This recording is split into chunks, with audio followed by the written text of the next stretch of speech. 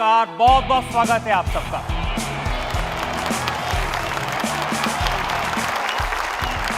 House the जोश।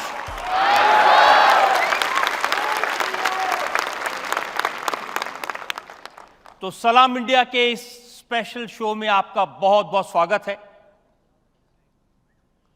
चुनाव का महापर्व है, नारों का शोर है, वादे हैं, बहुत सारे दावे हैं और ऐसे समय में, इस शोर में शायद हम ये भूल जाते हैं कि ये चुनाव प्रधानमंत्री के सरकार के 5 साल का अकाउंट लेने का चुनाव होता है।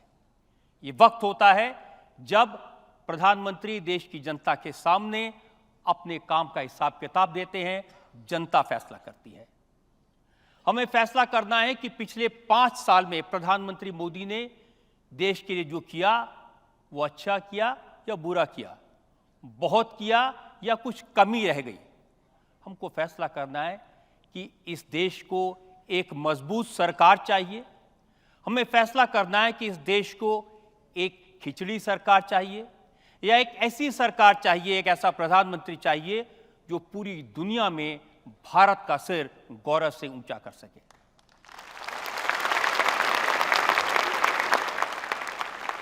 मैं आमंत्रित कर रहा हूं भारत के प्रधानमंत्री नरेंद्र दामोदर दास मोदी।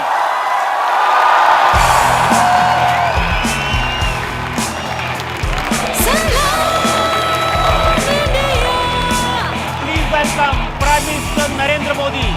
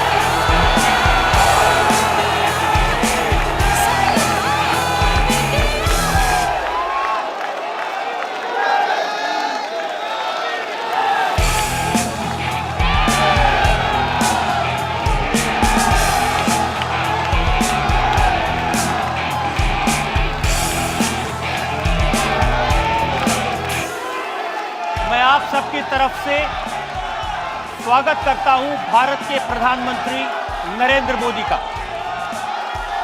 मोदी जी, बहुत बहुत स्वागत है आपका। धन्यवाद रजत जी। लंबे अरसे के बाद आज आपको यहाँ आने का अवसर मिला है।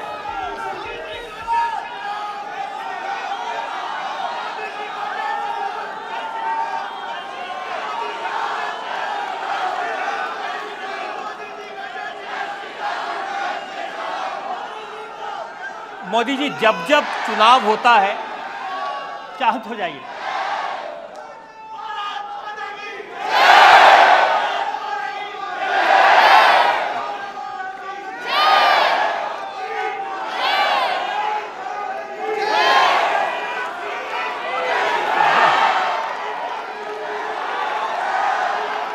आप लोग जरा अपनी एनर्जी बचा के रखिए।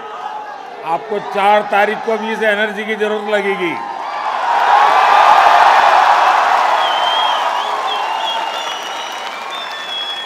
मोदी जी, जब जब चुनाव होता है और आप सामने आते हो तो जनता में इसी तरह का जोश दिखाई देता है, उत्सव का माहौल बन जाता है। और आप जो नारा देते हैं, उस नारे को लेकर के लोग बहुत मजा लेते हैं।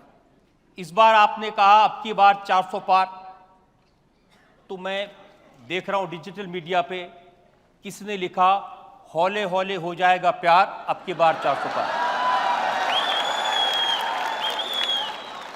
किसी ने लिखा दिल का भंवर करे पुकार, अब की बार 400 पार। और फिर ये भी लिख दिया कि चटनी के बिना ढोकला बेकार, अब की बार फिर से मोदी सरकार। और क्रिएटिविटी का उदाहरण देखिए, लिखा है साइकिल से जाएं, हाथ से कमल का बटन दबाएं।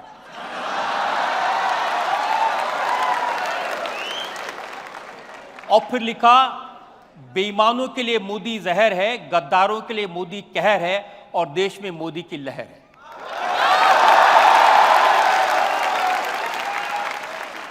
अब फिर कोई ये भी लिख देता है कि नतीजों के बाद राहुल होंगे फरार, अब की बार 400 पार।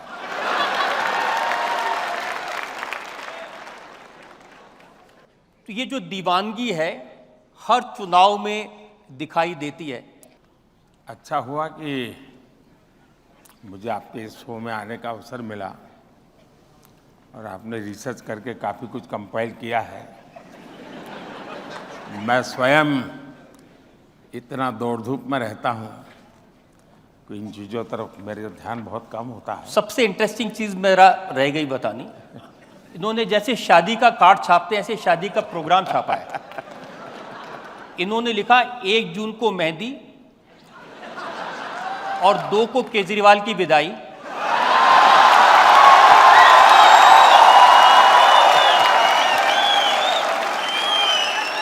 4 जून को ब्रेकफास्ट और उसके बाद हल्दी, और लंच पे रोना धोना शुरू। 3 बजे ईवीएम की डोली में वापसी, 5 बजे विपक्ष की विदाई, 6 बजे विदाई का रोना, और 7 बजे पप्पू जाएंगे इटली।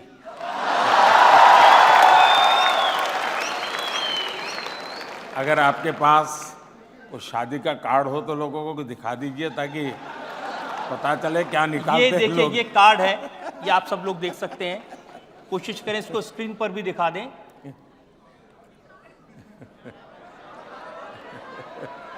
अब ये शादी का कम विदाई का कार्ड ज्यादा लग रहा है।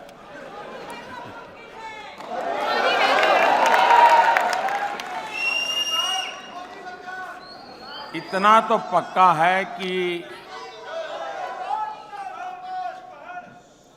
देश का जो युवा है उसका जो क्रिएटिव माइंड है वो इस चुनाव में काफ़ी एक्टिव लगता है, और उसके कारण वो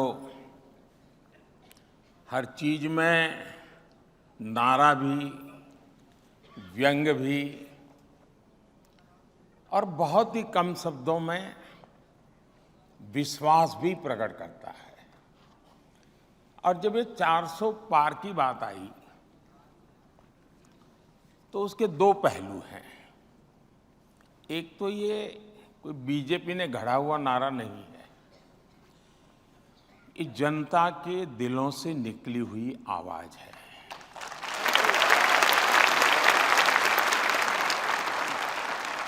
जहां तक मोदी का सवाल है, आप देखते हैं कि 19 से 24 तक हम करीब 360 जीत करके आए थे एनडीए, और सदन में 2-3 दल ऐसे थे जो लगातार हमारे साथ रहते थे। इसलिए एनडीए प्लस देखूं तो हम ऑलरेडी 400 थे। 2019 से 2024 तक सदन में हम 400 थे, यानी 400। अगर आपका परिवार में बच्चा 90 मार्क लेकर के आया और उसके सारे विरोधी या उसके कॉम्पिटिटर क्लास में जो भी बच्चे हैं वो 30 लाए, 40 लाए, फिर भी आप उसको नहीं कहोगे यार तेरे बाकी वाले 40 लाते हैं, तुम 50 लेके बैठ जाओ कि बेकार में काहे 90 की मेहनत करते हो। आप भी उसको कहेंगे कि नहीं यार 90 आए लेकिन यार 95 के लिए अगली बार ट्राई करो ना। तो 400 होने के बाद मुझे तो मेरे साथियों को कहना ही होगा कि भैया हमें तो और आगे जाना चाहिए, इसलिए 400 पार आया।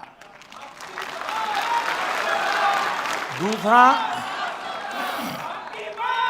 ऐसे ही किसी क्रिएटिव माइंड ने मुझे सुझाव दिया था कि 370 लोगों के जहन में ऐसा फिट बैठ गया है। और हिंदुस्तान के आज़ादी के इतिहास में देश की एकता के लिए जो प्रयास हुए उसमें धारा 370 को लेकर जो काम हुआ है वो एक महत्वपूर्ण कदम है भारत के विकास यात्रा में। इसलिए किसी ने कहा कि अब तो बीजेपी ने टारगेट करना चाहिए बीजेपी के लिए 370।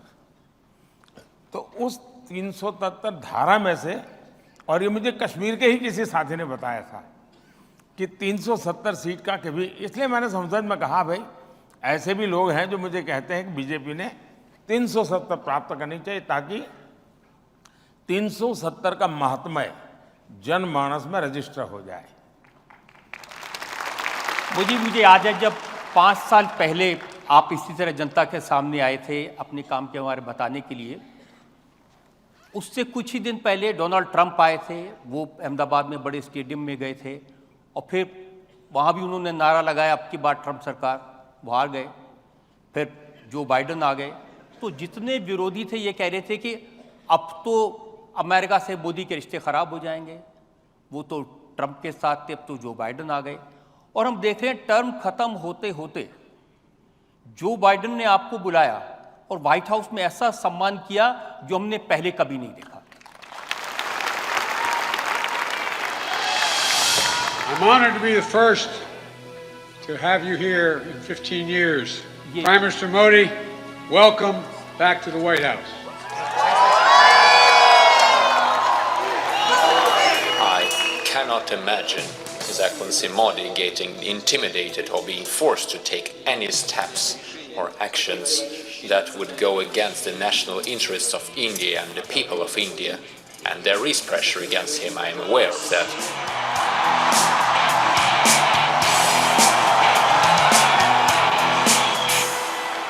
He really wants to do the right thing for India. He wants to be open, he wants to be supportive of new companies, and obviously, but at the same time, make sure it accrues to India's advantage. I am a fan of Modi, so. I said to my friend, the Prime Minister, before the last time I saw someone on the stage here was Bruce Springsteen, and he didn't get the welcome that Prime Minister Modi has got.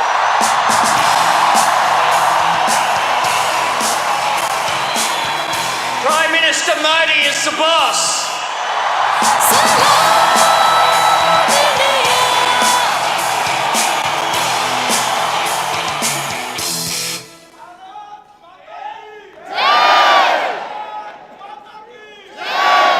पहले भी हमने प्रधानमंत्री देखे हैं, पहले भी हमारे प्रधानमंत्री विदेश में गए हैं, लेकिन क्या वजह है कि दुनिया के ये लीडर जो अपने आप में ताकतवर हैं, जिनको किसी की तारीफ करने की ज़रूरत नहीं है, ये आपके बारे में इतने प्यार से, इतनी दीवानगी से बोलते हैं। और पुतिन का ये कहना कि मोदी किसी के आगे झुकते नहीं। हमारे देश का दुर्भाग्य रहा कि पहले कोई प्रधानमंत्री जाते थे तो पता नहीं चलता था कि गए हैं,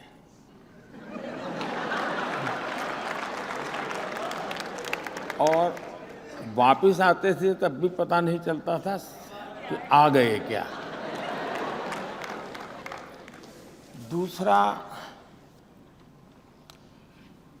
इसमें मोदी नहीं है, ये हम भ्रम न फैलाएं और न हम भ्रम में रहें। मोदी शायद निमित्त हो सकता है और बोलने में शायद सरल है, इसलिए सरलता से उपयोग हो जाता होगा, लेकिन ये जो कुछ भी करिश्मा है वो 140 करोड़ हिंदुस्तानियों का, भारत के सामर्थ्य का है। और मोदी ने 2013 में जब चुनाव की तैयारियां चल रही थी, भारतीय जनता पार्टी ने मुझे प्रधानमंत्री उम्मीदवार के रूप में घोषित कर दिया था, तो फिर मुझे लोग उसी रूप में मेरे से हर चीज़ पूछने लगे, मेरा एनालिसिस करने लगे। तो मेरी एक जो आलोचना होती थी मीडिया में, अगर आप लोग देखेंगे तो, अरे यार ये तो स्टेट में से आ रहा है, इसको न पूरे हिंदुस्तान की समझ है, ये दुनिया को कैसे अपनी बात को करेगा, ये दुनिया में कैसे अपनी बात ले जाएगा, दुनिया के साथ क्या करेगा। फिर जब टीवी मीडिया का दौर शुरू हुआ, चर्चाएं होने लगी, मेरे इंटरव्यू होने लगे, तो घूम फिर के ये सवाल आता था, भाई कि आपको तो कोई अनुभव नहीं है, आप करेंगे क्या विदेश नीति में। अब चुनाव हिंदुस्तान का था, लेकिन सबने इकोसिस्टम ने फोकस ग्लोबल बना दिया था, ताकि मोदी उसी में फंस जाएगा, यहाँ तो अच्छी तरह खेल लेगा। तो मैंने तब एक वाक्य कहा था विदेश नीति के संबंध में, मैंने कहा वो तो देश की एक कंटिन्यूटी होती है, लेकिन जहाँ तक मोदी का सवाल है, अब देश न आंख झुका के बात करेगा, न देश आंख उठा करके बात करेगा, लेकिन ये देश आंख मिलाकर बात करेगा। और मुझे कोई इन्फेरिटी कॉम्प्लेक्स नहीं होता है कि मैं तो कभी चाय बेचता था, ये देश दुनिया के इतने बड़े आदमी हैं, ये चाय वाला क्या करेगा, जाके चाय परोसेगा और क्या करेगा। लेकिन मेरे मन में जब भी मैं दुनिया के बड़े बड़े महारथियों को मिला, जरा वो हाइट बॉडी में भी ज़्यादा होते हैं, कलर स्किन भी बड़ी उनकी प्रभाव पैदा करने वाली होती है, लेकिन जब मैं मिलता हूं तो मैं मोदी नहीं होता हूं। जब मैं हाथ मिलाता हूं तब मुझे पता होता है कि 140 करोड़ देशवासी मेरे साथ हैं, और जब मैं 140 के मिजाज में ही चलता हूं तब मुझे दुनिया बहुत छोटी लगती है। मुझे लगता है मेरे देश के पास कोई कमी नहीं है, सामर्थ्य की कोई कमी नहीं है। मैं इस विश्वास से भरा हुआ होता हूं, और उसका प्रभाव तो होता ही होता है। सामने वालों को लगता है यार ये कल तो ऐसी कोई बात नहीं करता था, पहले तो कोई ऐसे खड़ा भी नहीं रहता था, ये तो यूं खड़ा रहता है। तो फिर भी उनका भी सोचना बदल जाता है जी। हमें भी अजीब लगता है कि प्रेसिडेंट जो बाइडेन जैसा ताकतवर व्यक्ति G7 में आपको ढूंढते ढूंढते आ रहा है, कहाँ गए मोदी जी। ये बात सही है कि मैंने व्यक्तिगत रूप से मेरे संबंध बहुत नजदीकी हैं, खुलेपन के हैं। हर किसी से मेरी ऑफिशियल बातचीत के अलावा इनफॉर्मल बातचीत का दौरा बहुत होता है, मेरे टेलीफोन कॉल्स भी बहुत होते हैं, और मैं इफ्स एंड बट्स वाली बात नहीं करता जी। बादल होंगे तो बारिश होगा वगैरह ऐसी बातें मैं नहीं करता जी।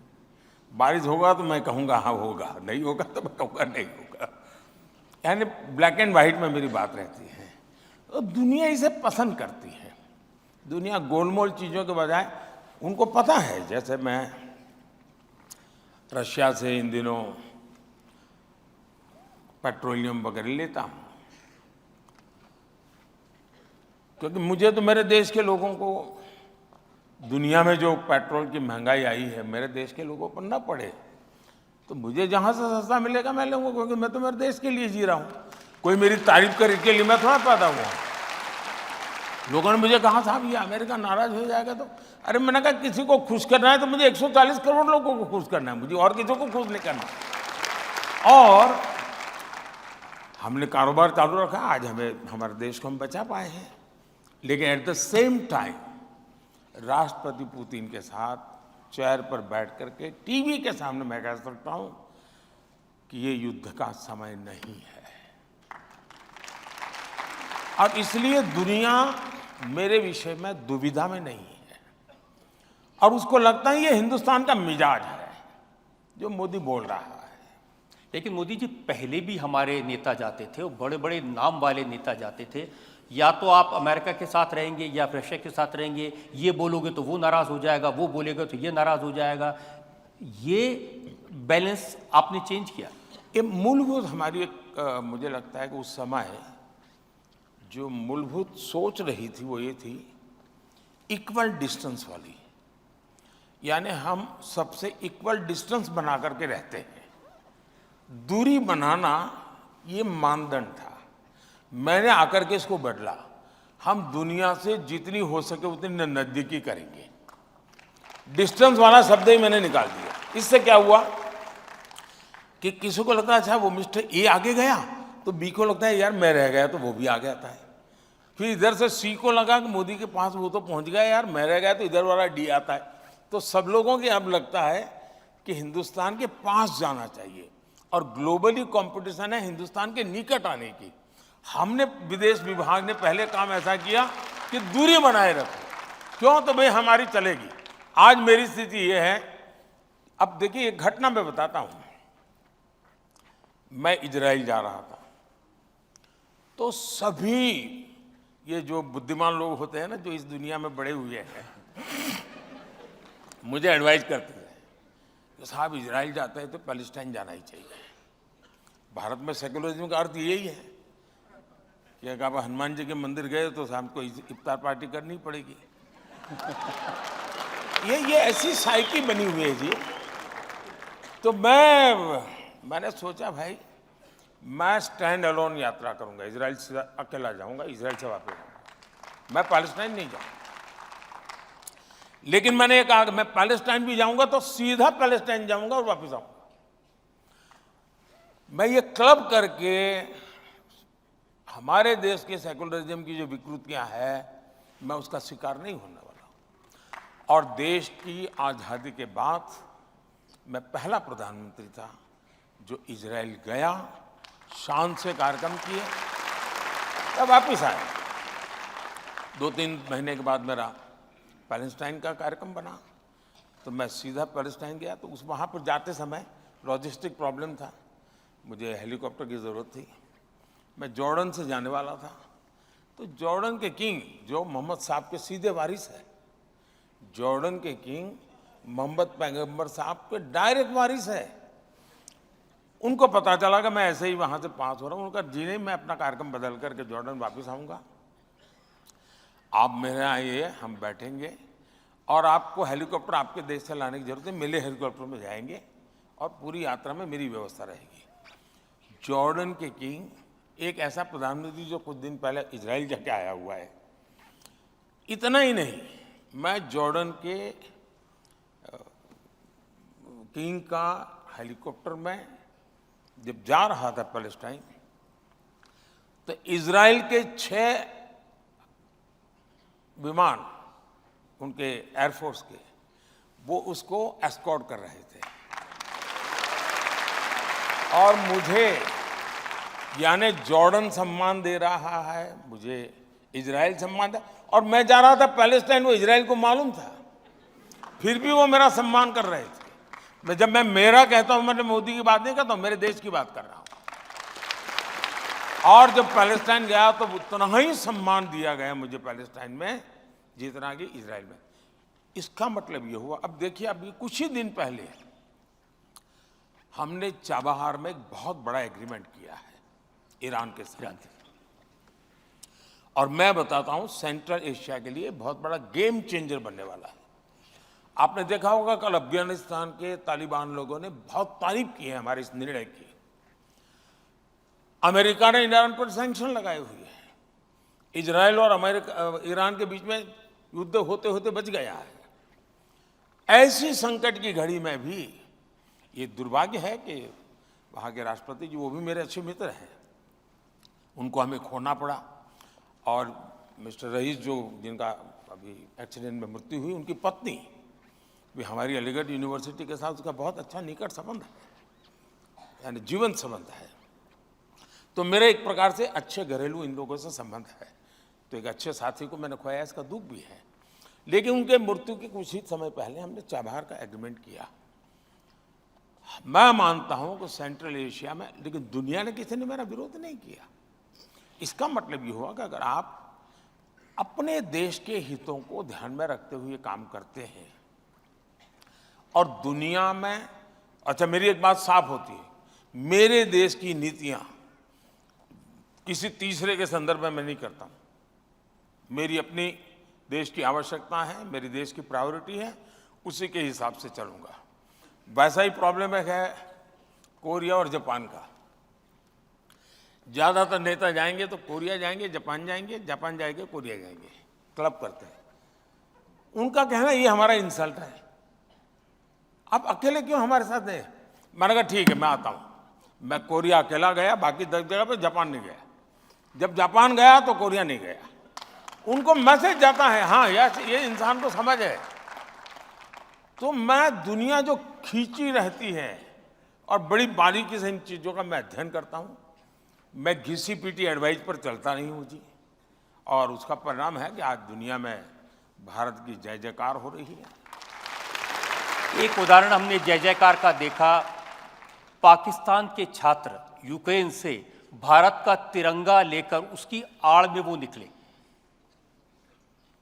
अब देखिए हमारे देश में भी कैसा चल रहा है, मैं तो हैरान हूं। इस देश में के प्रयत्नों से अगर कोई चीज अच्छी होती है, हो सकता है जिसको सहन नहीं होता है चुप रहे, ये तो हो सकता है, तारीफ न करे, ये भी मैं समझ सकता हूं। लेकिन उसके विरुद्ध मैं तो देखता हूं, इन दिनों भी पत्रकार मुझे पूछते हैं क्या सचमुच में आपने टेलीफोन किया था यूक्रेन को, सचमुच में आपने पुतिन को फोन किया था? मैंने कहा अब कॉल डिटेल निकलवा दो, मैं तो क्या थक गया मैं के जवाब नहीं देते हुए। अब इन लोगों को क्या करूं? नहीं, ऐसा पहले कभी हुआ नहीं जी, पहले तो ऐसा पहले कभी हुआ नहीं। 2 राष्ट्राध्यक्षों से बात करके अपने छात्रों के लिए रास्ता निकाल दे। इसलिए मुसीबत यही है कि इन्होंने कभी सोचा ही नहीं था कि हिंदुस्तान के तिरंगे की यह ताकत होती है।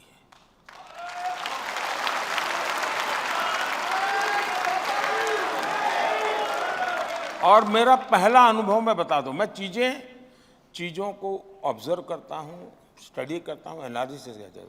मैं पहली बार कब अनुभव हुआ, जब नेपाल में भूकंप आया। तो हम जितनी मदद हो सकती थी हमारी तो जिम्मेवारी थी, क्योंकि और मुझे एक अनुभव था गुजरात के भूकंप के बाद काम का, मुझे अच्छा अनुभव था। तो मैं खुद चीज़ों को लीड करता था, मोबिलाइज करता था। लेकिन मैंने वहाँ देखा दुनिया के करीब 40 देश के लोग होंगे जिनको हमने कोई न कोई मदद करके नेपाल से बाहर निकाला। तो उस दिन मैं समझ गया कि अब तक ह्यूमैनिटेरियन ग्राउंड पर हेल्प, इसका ठेका पश्चिम का है। मैंने तय किया ये ठेका मेरा रहेगा। और इसलिए आपने देखा होगा कोविड में हम लोग चाइना से लोगों को वापस लाए, तो बहुत सारे अन्य देशों के लोगों को लेके आए। यमन में मुसीबत आई, हम अन्य देशों के लोगों को ले आए और उनको बाद में उनके देश में भेजा। अभी सूडान में हुआ हमारे देश के साथ, वहां भी अन्य देश के लोग फंसे थे, उनको भी ले आए। तो आज दुनिया में जो कभी हमारा नाम नहीं था, कि वरना तो ये था भी ये पश्चिम की दुनिया का ही एक प्रकार का उस पर ओनरशिप थी कि भाई ये ह्यूमैनिटेरियन ग्राउंड पे काम होना वाले यही लोग करते, ये लोग तो बिल्कुल कुछ नहीं करते। आज स्थिति ये है कि भारत, आप क्या करोगे मुझे पूछते हैं लोग, आप कैसे करोगे पूछते हैं, और मैं करता भी हूँ। अब जैसे आर्टिकल 370 जब वापस लिया तो आपको इस बात की चिंता नहीं थी कि ये मिडिल ईस्ट के देश नाराज हो जाएंगे, कोई अरब कंट्रीज हमसे नाराज हो जाएंगे, हमारे 4 काम बंद कर देंगे? अब देखिए बहुत अच्छा सवाल है और ये जवाब मेरा शायद थोड़ा लंबा हो जाएगा, और शायद पहली बार मैं इस विषय को आपने मुझे ऐसी जगह पे छू लिया है कि शायद मैं कोशिश कर रहा हूँ इसको आर्टिकुलेट करने की, क्योंकि एकदम से आपने पूछा है। तो लेकिन हमारे देश में जब भी कश्मीर की बात आती थी तो 70 साल तक इसको इंटरनेशनलाइज किया गया। दुनिया का हर देश कश्मीर के मुद्दे पर भारत को कटघरे में खड़ा करता था। थोड़ी बहुत अटल जी ने कोशिश की थी कि टेररिज्म को सेंटर पॉइंट लाए, लेकिन कुल मिलाकर के दुनिया में, और इसलिए 370 के संबंध में भी ये स्वाभाविक था कि दुनिया कोई बहुत बड़ा नाराजगी व्यक्त करेगी। हुआ उल्टा। दुनिया ने जितने देशों को लोग मानते थे कि इन मुद्दों पर भारत पर वो नाराजगी व्यक्त कर सकते हैं, भारत को घेर सकते हैं, अधिकतम लोग मौन रहे, जिन्होंने कहा वो ये कहा कि ये उनका इंटरनल मामला है। दुर्भाग्य ये है कि अरब देश तो शांत रहे, दुनिया के सभी इस्लामिक देश शांत रहे, मेरे देश की कांग्रेस चू चू करती रही।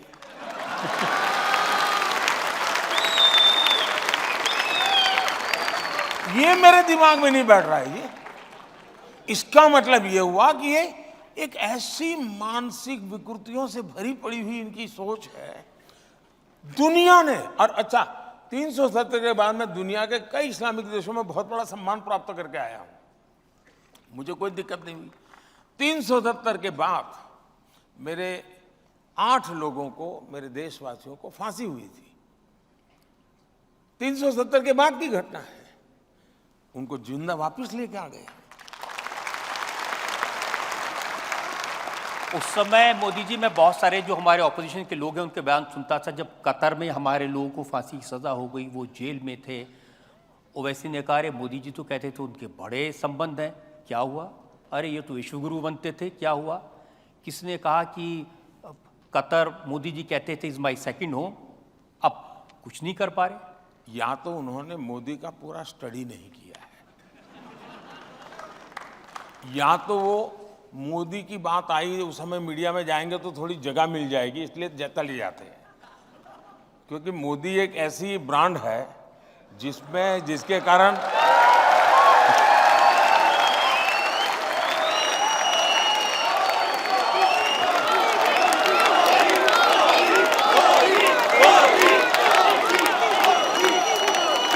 तो गाली देने से भी उसको स्पेस मिल जाता है, और इसलिए लोग मौका ढूंढते हैं, यार गाली किसी और को देने से क्या फायदा है, मोदी को देंगे तो। और इसलिए जल्दबाजी, उनको पता होना चाहिए कि यार कुछ तो होगा, ये कुछ तो चलता होगा, बोलता नहीं है कुछ करेगा, ये इनको समझ होनी चाहिए जी। अब इतने साल हो गए, अब मेरा और मेरे कोई सीक्रेट कुछ नहीं है, ओपन है जी।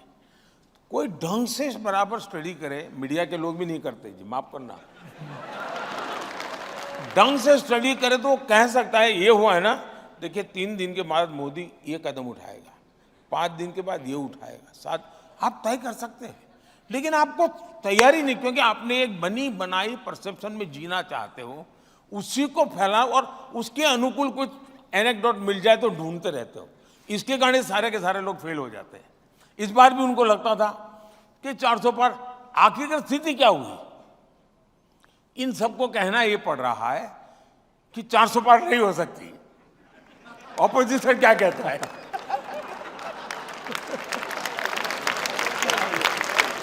उनको समझ ही नहीं आया कि कहां ले जा रहा हूं मैं।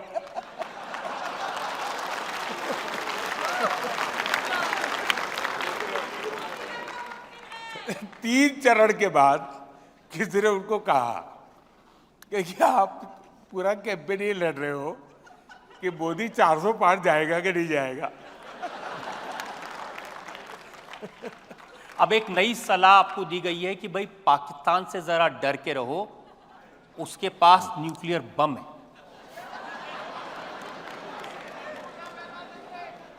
ऐसा है, वो ताकत को मैं खुद लाहौर जाकर के चेक करके आया हूं।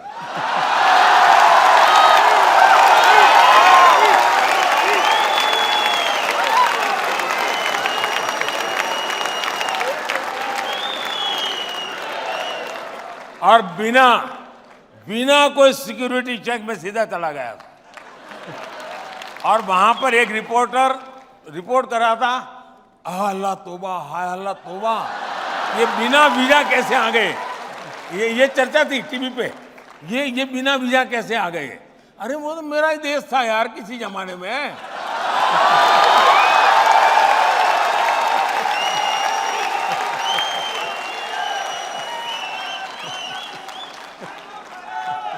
पहले मोदी जी, हम लोग परेशान रहते थे पाकिस्तान से, यहाँ आए मार के चले गए, यहाँ आए मार के चले गए, फिर सर्जिकल स्ट्राइक हुआ, एयर स्ट्राइक हुआ, वो पिछले टर्म की बात थी। इस टर्म में पाकिस्तान के लोग बड़ी लंबी लिस्ट दे रहे हैं, अननोन आदमी आके मार जाता है। मुद्दा वो नहीं है। पाकिस्तान के लोग परेशान हैं, मैं जानता हूं, उनकी परेशानी का कारण भी मैं हूं, ये भी मैं जानता हूं। लेकिन दुख इस बात का है, जब मेरे देश का ही एक व्यक्ति, जिम्मेवार व्यक्ति, जिम्मेवार पार्टी का व्यक्ति ये कहे कि कसाब को, यानी कसाब ने हमारे देशवासियों को नहीं मारा था, हमारे देशवासियों ने ही हमारे देशवासियों को मारा था। पाकिस्तान की फेवर में, कसाब की फेवर में, मेरे देश के एक पार्टी जो सालों तक सत्ता में रही है, जब 26/11 हुई तब वो पावर में थे, उनकी तरफ से जब ये बयान आ जाए कि ये कोई पाकिस्तान के लोगों ने आतंकवाद नहीं किया था, हिंदुस्तान के लोगों ने किया था, तब जाकर के माथा शर्म से झुक जाता है, बहुत दर्द होता है। मुझे मेरी वहां से खबर आए कि भाई हमारा ये मारा, हमारा वो मारा, हमारा ठिकाना मारा। अब वो रोते रहे वो तो मैं समझ सकता हूं जी, यहां वाले क्यों रोते मैं समझ नहीं रहा हूं। यहाँ वालों ने एक और ऐसी बात कही थी जो बहुत शर्मनाक है। जब राम मंदिर बन के तैयार होने वाला था तो उद्धव ठाकरे की पार्टी के प्रवक्ता ने कहा कि ट्रेन में राम भक्तों को ले जाएंगे और पाकिस्तान की मदद से उस ट्रेन के ऊपर गोले बरसाएंगे, लोग मर जाएंगे, दंगे होंगे और फिर मोदी जी चुनाव जीत जाएंगे। अब दंगे तो नहीं हुए, कोई ट्रेन भी नहीं चली। अब जाकर के उनको किसी ने पूछना चाहिए कि भाई आप कोई दवाई ववाई लेते हैं कि नहीं लेते हैं, कोई मेडिकल चेकअप कराया कि नहीं कराया, कोई तो पूछो जाके भाई। चलिए आप ये सवाल नहीं पूछ सकते, लेकिन उनकी हेल्थ का तो पूछो, उनकी बीमारी क्या है ये तो पूछो, क्योंकि ऐसी बातें ऐसे नहीं निकलती भाई, कोई स्वस्थ मनुष्य थोड़ा करता है। तो सचमुच में आप जैसे लोग, और आप लोगों की पहुंच हर जगह पे होती है, जरा पूछो तो भाई अब तबीयत ठीक है ना, ये पूछना चाहिए उनको। कुछ नहीं हुआ फिर भी 400 पार।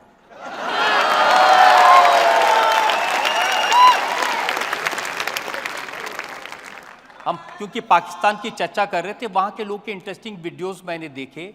जब चंद्रयान उतरा चंद्रमा पर तो उन्होंने कहा कि हम तो ऑलरेडी चंद्रमा पर हैं, गड्ढे हैं, अंधेरा है, बिजली नहीं है, पानी नहीं है।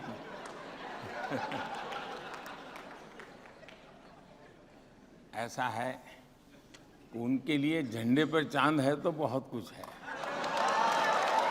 मेरे लिए चांद पे झंडा हो वो सब कुछ है।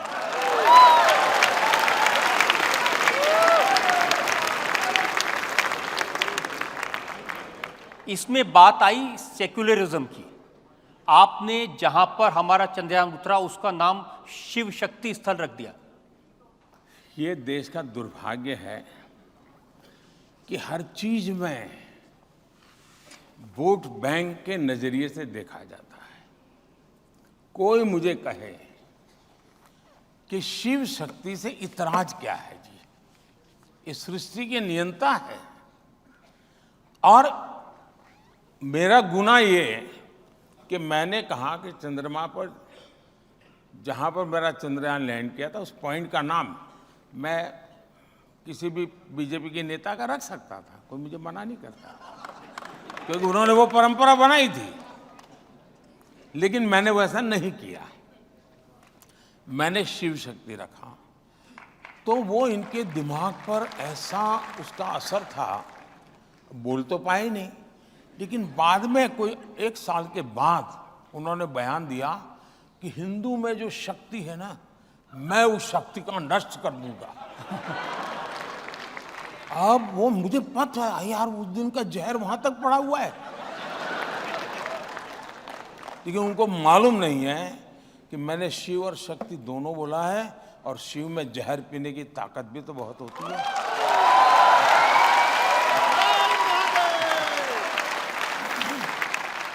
अब राम मंदिर के प्राण प्रतिष्ठा का इतना समारोह हुआ, राम मंदिर बना, इस पर भी उनकी आपत्ति है। उनका कहना है कि इसको आपने बीजेपी का समारोह बना दिया। पहले तो लगता था कि शायद सेकुलरिज्म की उनकी जो विकृत मानसिकता है उसका परिणाम होगा कि वो 70 साल तक इस मामले को अटकाने के लिए जो भी कर सकते हैं करने की कोशिश की। उनको लगता था कि इस मुद्दे को इस प्रकार से रखेंगे तो उनकी वोट बैंक सुरक्षित रहेगी। लेकिन राम मंदिर बन जाने के बाद वोट बैंक सुरक्षित रहने का मुद्दा ही नहीं था, क्योंकि वो मुद्दा उस प्रकार से उनके काम आने वाला नहीं था। उसके बाद जब विरोध किया तो मुझे लगता है कि 70 साल तक उन्होंने जो किया वो सिर्फ वोट बैंक के लिए कि इतना ही नहीं है, वो मन से, वचन से, कर्म से राम विरोधी है। राम के प्रति इनके मन में घोर रोष है और इसका परिणाम है कि अभी भी, अब देखिए कोई बच्चा रास्ते में जय श्री राम बोले तो मैं शायद बोलूंगा जय श्री राम। कोई मुझे कोई ग्रीट करे नमस्ते तो मैं करूंगा नमस्ते, कोई मुझे कहे हेलो तो मैं कहूंगा हेलो, कोई कहेगा जय श्री राम तो मैं कहूंगा जय श्री राम। आपने देखा होगा जब वो जाते हैं कोई जय श्री राम बोलता है तो उनके चेहरे की सारी रेखाएं बदल जाती हैं, मुंह पे ताला लग जाता है, पता नहीं वो क्या क्या करने लग जाते हैं। अब अरे आप बोल दो यार जय श्री राम, क्या जाता है आपका? यानी इतना। और दूसरा देखिए, मैं कहूंगा ये राम जन्मभूमि ट्रस्ट के जो ट्रस्टी है ना, मैं उनको सच में बधाई दूंगा, क्योंकि राम मंदिर तो न्यायालय के निर्णय के बाद हो रहा है। सारी दुनिया को मालूम है कि न्यायालय में भी रुकावट डालने का काम कौन करता था। 19 में तो यहां तक कह दिया था कि जजमेंट अभी मत लाओ वरना बीजेपी को फायदा होगा। न्यायालय में कहा गया था, कांग्रेस की तरफ से कहा गया था। चलिए ये सब तो छोड़े, अब न्यायालय इसके बावजूद भी ये राम जन्मभूमि ट्रस्ट के लोग उनके घर गए और जाकर के सम्मान पूर्वक निमंत्रण दिया कि भाई जो हो गया होगा, भूल जाओ, आइए आप भी आइए। जैसे वो उनके यहाँ गए वैसे ही जो 2-2, 3-3 पीढ़ी से अदालत में लड़ाई लड़ रहे थे अंसारी परिवार, उनके बेटे इकबाल अंसारी जो भी अदालत में राम जन्मभूमि के खिलाफ केस लड़ रहे थे, बाबरी मस्जिद के लिए लड़ाई लड़ रहे थे, उनको भी निमंत्रण दिया कि भाई चलिए अब तो न्याय का निर्णय हो चुका है न्यायालय का, आप आइए, आप देखिए साहब निर्णय देश करे। इकबाल अंसारी जो कि जीवन भर उनका परिवार बाबरी मस्जिद के लिए अदालतों में लड़ता रहा, राम जन्मभूमि के विरुद्ध में लड़ता रहा, लेकिन चूंकि सुप्रीम कोर्ट ने न्याय दिया है, वो स्वयं प्राण प्रतिष्ठा के कार्यक्रम में आकर के बैठे और इन लोगों ने बहिष्कार किया। तब जाकर के चिंता होती है कि क्या सोच है। इतना ही नहीं, मुझे बाद में अभी पता चला कि श्रीमान इकबाल अंसारी वो कोई अमीर व्यक्ति, वो सामान्य परिवार के व्यक्ति हैं।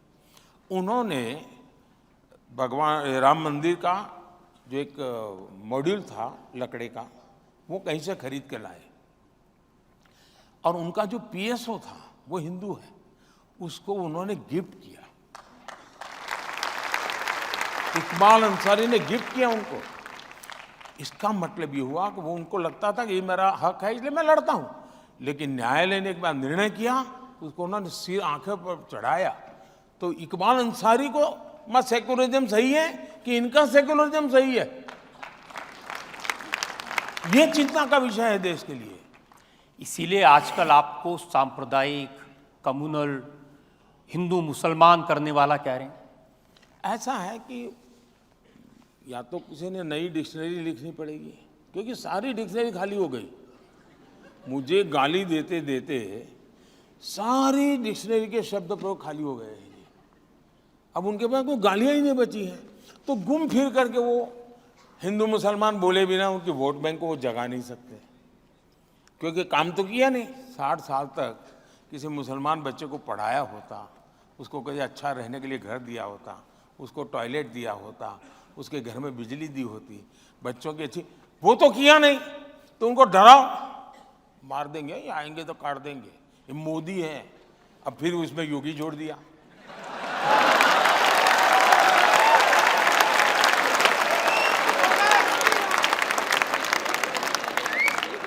अब ये डराना साहब, मुसलमान समाज में भी अब इन चीजों की तरफ देखने का दृष्टिकोण बदल रहा है। मैं मुल्ला मौलवियों की बात नहीं करता हूं, जिनका वेस्टेड इंटरेस्ट, तो हिंदुओं में भी ऐसे लोग होते हैं, तो उनकी मैं बात नहीं करता।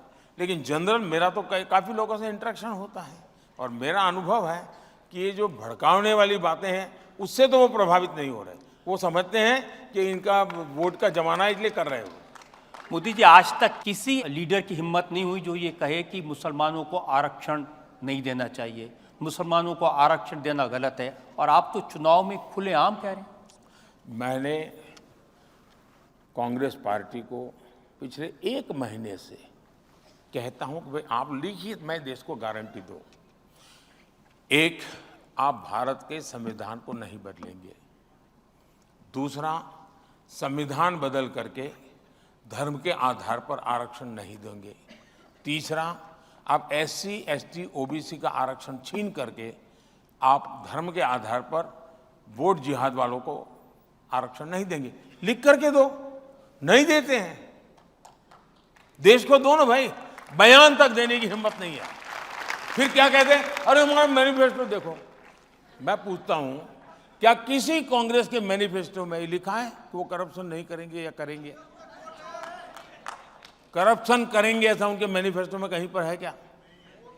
कांग्रेस के पिछले 50-60 साल के मैनिफेस्टो देख लो, एक भी मैनिफेस्टो में उन्होंने करप्शन का कार्यक्रम लिखा है क्या?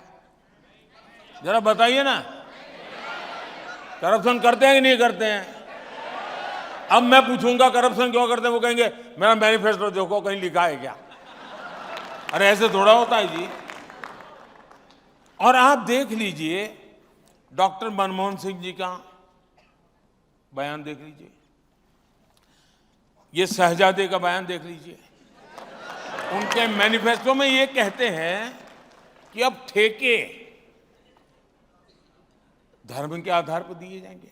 मतलब कहीं ब्रिज बन रहा है तो आज ठेका कैसे मिलता है कि भाई उनके पास रिसोर्सेज कितने हैं, कैपेबिलिटी कितनी है, एक्सपीरियंस क्या है, ट्रैक रिकॉर्ड क्या है, आर्थिक क्षमता कितनी है, टेक्नोलॉजिकल उनकी क्षमता कितनी है, सारी चीजें देख करके टेंडर से कोई व्यक्ति प्राप्त करता है। अब ये क्या कहते हैं, अब इसमें आरक्षण होगा। अब मुझे बताइए साहब, वो ब्रिज बनाना है कि आपको आपके चुनाव जीतना है, और कुछ काम है क्या? इतना ही नहीं, इन्होंने यहां तक मैनिफेस्टो में कहा है कि खेल में भी अब वो धर्म के आधार पर आरक्षण लाएंगे। अरे भाई, खिलाड़ी सुबह 4 बजे उठ करके पसीना बहाता है जी, तब जाकर के खिलाड़ी बनता है। जिंदगी के 15-20 साल वो खपा देता है, और आप कहोगे ठीक है भाई, तुम उस माँ की गोद से पैदा हुए, तुम नहीं हो सकते, उस माँ की गोद से पैदा होकर वो आ जाएगा। ये कैसे हो सकता है? और ये हिम्मत इनकी ऐसी चीजें मैनिफेस्टो में लिखने की। क्या देश ऐसे ही चलाएंगे क्या?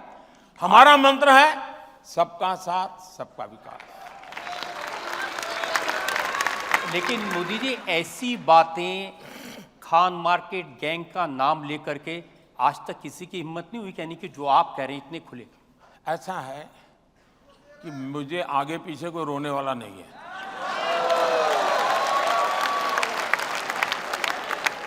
मैं देश के लिए जीता हूं, मैं देश के लिए जूझता हूं, और मेरी प्रत्येक पल देश के लिए है, और वो बेकार नहीं जानी चाहिए। मैं मेरी हर पल देश को दे रहा हूं, लेकिन मैं वेस्टेज नहीं होने दूंगा मेरी एक भी पल को। और इसलिए जो गलत हो रहा है, आप मुझे बताइए। कल किसी ने मुझे भेजा है 9000 से ज्यादा ऐसी जगह है, इंस्टीट्यूशंस, जिसमें इन्होंने SC, ST, OBC का आरक्षण खत्म कर दिया, माइनॉरिटी का नाम दे दिया, आरक्षण खत्म कर दिया। एक PSU को अगर आप प्राइवेटाइज करो तो कांग्रेस पार्टी के अध्यक्ष हाउस में चिल्लाते हैं कि आप प्राइवेटाइजेशन इसलिए कर रहे हो कि आप SC, ST कोटा हट जाएगा तो दलितों को नौकरी का क्या होगा। आपने 9000 इंस्टीट्यूशंस में से SC, ST, OBC कोटा खत्म कर दिया है। अगर ये सवाल मैं पूछता हूं और ये जो खान मार्केट गैंग है, वो मोदी ने बाएं पैर पहले रखा क्यों, दाहिना क्यों नहीं रखा, इसके लिए एक एक सप्ताह तक देश का समय बर्बाद करते हैं। उनको फुर्सत नहीं है कि एससी, एसटी, ओबीसी के आरक्षण की रक्षा के लिए उन्होंने भी तो आवाज उठानी चाहिए थी। क्यों चुप बैठे हैं? और तब जाकर के मैं खुल करके कहता हूं कि एक इकोसिस्टम जो उनके पापों को संवारने का ही काम करती है और दूसरों के अच्छाइयों को बुरे में कन्वर्ट करने के लिए अपनी पूरी शक्ति लगा देती है, और देश को उससे मैं सचेत करना चाहता हूं। और अब जब सब जगह पे फेल हो गए तो उन्होंने जुडिशरी का रास्ता पकड़ा है, अदालतों में जाकर के बैठ जाना, हो हल्ला करना और परिस्थितियों को बदलने की कोशिश करना। ये बहुत चिंता का विषय है देश के लिए। आप में योग्यता है, क्षमता है, सही है, लोकतंत्र है, चुनाव लड़ो, पार्लियामेंट में आओ, अपनी बात रखो, सरकार गलत करती है तो उसको रोको, तरीके हैं, करने नहीं है, हवा बिगाड़नी है। अब ममता दी ने कह दिया कि हाई कोर्ट का फैसला है आरक्षण को लेकर के, वो नहीं मानेंगे। अब ये कहते हैं कि मोदी संविधान बदल देगा। अब इंदिरा जी ने कहा हाईकोर्ट का फैसला मैं नहीं मानूंगी, इमरजेंसी लाई। ये इसी चट्टे बट्टे के लोग हैं जी, वे लोकतंत्र को नहीं मानते हैं। उनके लिए चुनाव लोकतंत्र की श्रद्धा नहीं है, चुनाव सत्ता प्राप्त करने का एक जरिया है। उनकी श्रद्धा लोकतंत्र में, मतदाता में, संविधान में, भारत के रूल्स एंड रेगुलेशन में नहीं है। और इसीलिए मैं जो परिवारवाद के खिलाफ बोलता हूं ना, क्यों बोलता हूं? क्योंकि लोकतंत्र के प्रति श्रद्धा जब समाप्त हो जाती है तब जाकर के आपको परिवार के वाद के भरोसे चलना पड़ता है। और ये सारे लोग, कोई मुझे कहे, कोई किसी कॉन्स्टिट्यूएंसी में जाकर के कहे कि मैं मेरा बेटा आपको सुपुर्द कर रहा हूं, ये कौन सा लोकतंत्र है जी? ये कौन सा लोकतंत्र है? जनता जनार्दन तय करती है जी। वो पापा की कॉन्स्टिट्यूंसी है। सवाल वही है। वो तो एल्बम तो दिखा रहे हैं, दादी से शुरू होता है एल्बम। मोदी जी, एक बड़ी शिकायत उन सब लोग की ये है कि लेवल प्लेइंग फील्ड नहीं है। कोई बेल पे है, कोई जेल में है, क्या लड़ें कैसे? जो लोग लेवल प्लेइंग फील्ड की बातें करते हैं, अब देखिए, नाचना नहीं तो आंगन बांका, ऐसा कैसी कहावत है ना, है? आंगन टेढ़ा, नाच न जाने आंगन टेढ़ा। हाँ, ऐसी एक कहावत है। अब पराजय निश्चित है। अब सवाल यह है कि एक तो है भी मॉरल विक्ट्री घोषित करो, दूसरा है ईवीएम को गाली दो। अब आपने देखा होगा कि तीसरे चरण के बाद ईवीएम मैदान में आ गया है। ईवीएम के लिए रोना धोना, आंकड़े क्यों पहले नहीं आए, बाद में क्यों नहीं आए, ड्यूरिंग इलेक्शन हर हफ्ते सुप्रीम कोर्ट में विवाद खड़े कर दिए जाते हैं। मतलब बहुत सोची समझी रणनीति के तहत भारत के लोकतंत्र की दुनिया में प्रतिष्ठा न बने। भारत का लोकतंत्र बहुत जीवंत है, भारत के मतदाता बहुत जागरूक है, भारत की चुनाव प्रक्रिया ट्रांसपेरेंट है।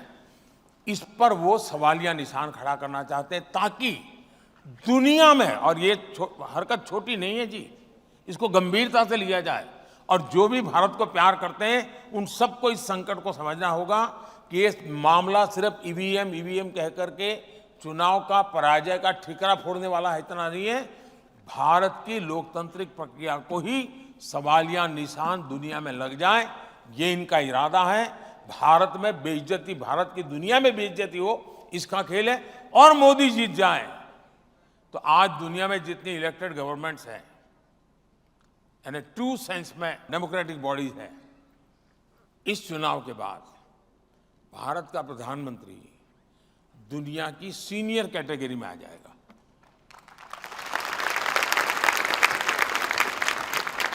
हर ग्रुप में वो सीनियर मोस्ट होगा डेमोक्रेटिक वर्ल्ड में। इनको अभी से हिसाब किताब लगाते हैं, उनके भी तो एडवाइजर है ना, देखिए यार, ये तो ऐसा होगा, अभी ऐसा होगा, ऐसा होगा, उसी डर में सब हो रहा है। लेकिन इससे देश का बहुत नुकसान। और लेवल पे भी ये लोग इलेक्शन कमीशन को गाली देते हैं। हमारे देश का चुनावी व्यवस्था कहती है कि अगर कोई पार्लियामेंट सीट में अगर किसी कैंडिडेट की मृत्यु हो जाए तो वो चुनाव स्थगित होता है, ठीक है। अगर कोई पार्लियामेंट का कैंडिडेट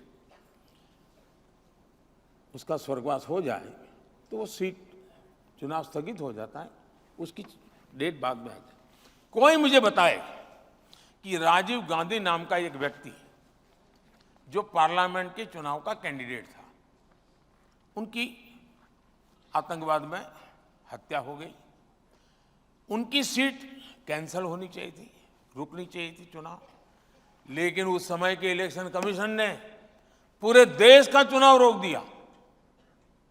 कोई लॉजिक नहीं था। और करीब 21-22 दिन दिए और उनके अस्थि लेकर के पूरे देश में यात्राएं चली और फिर चुनाव की डेट दी गई। तो कौन सा लेवल पे भीड़ था देश के इलेक्शन कमीशन का? और बाद में वो खुद कांग्रेस के कैंडिडेट बन के अडवाणी के खिलाफ चुनाव लड़ रहे थे। आप इलेक्शन कमीशन की बातें करते हो। और इसलिए जो न्यायिक हो रहा है वो उनको लेवल प्ले फील्ड नहीं लगेगा। बहुत स्वाभाविक है, क्योंकि उन्होंने अब तक स्पेशल कैटेगरी, स्पेशल फायदा उठाया। मेरी पार्टी के अध्यक्ष, दुनिया की सबसे बड़ी पॉलिटिकल पार्टी, मान्य ऑपोजिशन पार्टी, 26 जनवरी 15 अगस्त को मेरी पार्टी के उस समय के अध्यक्ष को 7वीं 8वीं लाइन पे सीट मिलती थी। पार्टी के अध्यक्ष, इस देश के किसी इकोसिस्टम को नोटिस करने का मूड नहीं था। राजनाथ जी अध्यक्ष थे और मैं देखा कि 15 के अंदर उनका एक एमपी जो पार्टी का अध्यक्ष भी नहीं था, उसको 4th 5वीं रो में सीट थी। देश भर में तूफान मच गया, अपमान कर दिया। यानी ये कैसी आप लोग दरबारी करते हो? किसकी दरबारी करते हो आप लोग? मेरा सवाल है ऐसे लोगों पर, क्या ये लोकतंत्र है? लेवल प्ले है क्या? और जब सच बोलते हैं तो आप लोगों को बुरा लगता है, और अगर सच बोलने की कोई सजा होती है उससे भुगतने के लिए मोदी हमेशा तैयार होता है। देखिए, उनको एक बात बहुत बुरी लगी है कि चुनाव से पहले 2 मुख्यमंत्रियों को जेल में डाल दिया। कोई जेल में डालता है क्या? मुझे बताइए। आपने नोटों के ढेर देखे कि नहीं देखे? आप नोटों के ढेर देख करके आपको क्या लगता है? क्या ये मेहनत की कमाई के पैसे हैं क्या? नोटों के पहाड़ पकड़े जा रहे हैं। अब नोटों के पहाड़ पकड़े जाएं और सरकार कुछ करेगी नहीं तो आप कहेंगे यार कुछ एडजस्टमेंट हो चुका है पीछे से। आप यही कहेंगे। आप दिल्ली के बच्चों की जिंदगी बर्बाद करते हैं। हर स्कूल के बगल में शराब के ठेके लगा दिए जस्ट करप्शन करने के लिए और न्यायिक प्रक्रिया से। और अगर किसी को देखना है तो सुप्रीम कोर्ट ने झारखंड के सीएम के लिए कल क्या कहा है, दिल्ली के मंत्री के लिए 2 दिन पहले हाईकोर्ट ने क्या कहा है। कोर्ट करती है निर्णय, हम नहीं करते हैं। न हम किसी को जेल भेज सकते हैं, न हम किसी को जेल में रख सकते हैं। ये निर्णय अदालत करती है। और मेरा मत है, अगर रेलवे के टिकट चेकर को आप तनख्वाह देते हो, उसका काम है ट्रेन में टिकट चेक करे और बिना टिकट वाले को जुर्माना करे, उसका काम है। आप काम करने वाले की तारीफ करोगे कि नहीं करोगे? मान लीजिए कहीं से हेरोइन पकड़ा गया 1500 करोड़ का, तो हेरोइन पकड़ने वाले को आप तारीफ करोगे कि नहीं करोगे? किसी गांव में किसी जगह पे चोरी हो गई और किसी पुलिस वाले ने हिम्मत करके चोरी पकड़ ली, तो गांव वाले मिलकर के उसका सम्मान करते हैं कि नहीं करते हैं? ईडी 2200 करोड़ रुपया कैश पकड़ के लाया है। देश में पब्लिकली ईडी का सम्मान होना चाहिए। चिल्लाते क्यों हो? इसका मतलब है कि 2200 करोड़ आपका गया है। इस बोलो आप में तो कोई दर्द है क्या? 2200 करोड़ गया है उसका? आप में से किसी को दर्द है क्या? जिसको दर्द है वो रो रहा है, वो चिल्ला रहा है। मतलब 2200 करोड़ में कहीं कहीं उनका हिस्सा है। अब उनके 10 साल में 34 लाख रुपया कब्जा हुआ। एक स्कूल बैग में बच्चा लिख करके जाए इतना। हमने 2200 करोड़ पकड़ा, मतलब 70 टेम्पो चाहिए, 70 उसको भरने के लिए। ईडी काम करा। और मेरा एज ए प्राइम मिनिस्टर मैं 2014 का चुनाव इसी मुद्दे पर लड़के आया हूं। देश की जनता ने इसी काम के लिए मुझे बिठाया है। मोदी जी, पहले ऐसा नहीं होता था, आपने ये नई चीजें शुरू की हैं। कोई नेताओं को नहीं पकड़ता था, वो राजनीति में आते इसलिए थे कि करें और बचे रहें। देश की जनता यही कहती है कि आप छोटे छोटे लोगों को तो जेल में डाल देते हो और बड़े बड़े खिलाड़ी छूट जाते हैं। अब ये देश में होगा नहीं।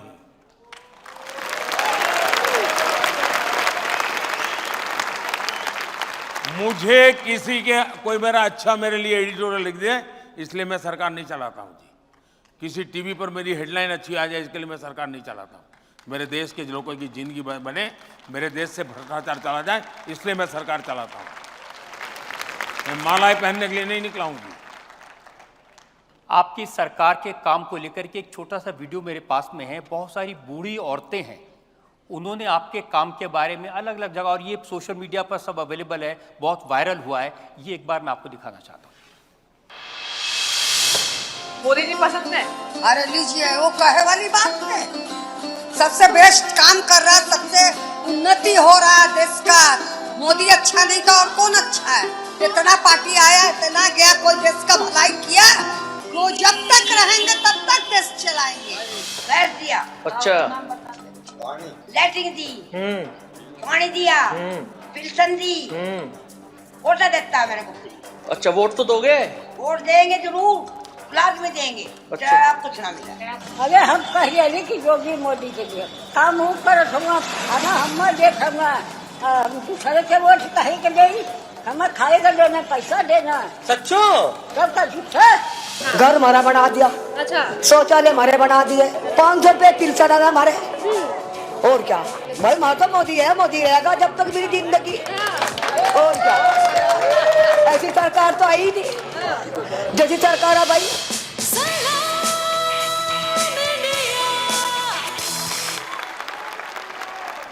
एक तो मैं इन माताओं का बहुत आभारी हूं कि वो ऐसा खुल करके आशीर्वाद दे रही हैं। लेकिन मीडिया जगत के लोग जरा एनालिसिस करें कि बड़े बड़े नेता भी इतनी बारीकी से, इतनी स्पष्टता से नहीं बोलते हैं जितना एक अनुभव किया हुआ व्यक्ति बोल रहा है। मतलब ये सच्चाई बोल रही है, ये शब्दों का श्रृंगार नहीं है, ये भीतर से निकला हुआ एक आशीर्वाद का पत्र है जी। और यही मेरी ताकत है। और मेरी सरकार की अगर कोई विशेषता है तो यही है लास्ट माइल डिलीवरी। आखिरी व्यक्ति तक जो योजना है वो पहुंचनी चाहिए। और मुझे खुशी है, ये जब मैं सुनता हूं, मुझे खुशी है कि मैं इस काम को कर पाया हूं। और मैं इसीलिए, और मैं दोनों, अगर ये माँ आशीर्वाद दे रही तो वो भी काम इतनी ही लगन से करता हूं, और चंद्रयान जाता है तो वो भी काम उतनी ही लगन से करता हूं।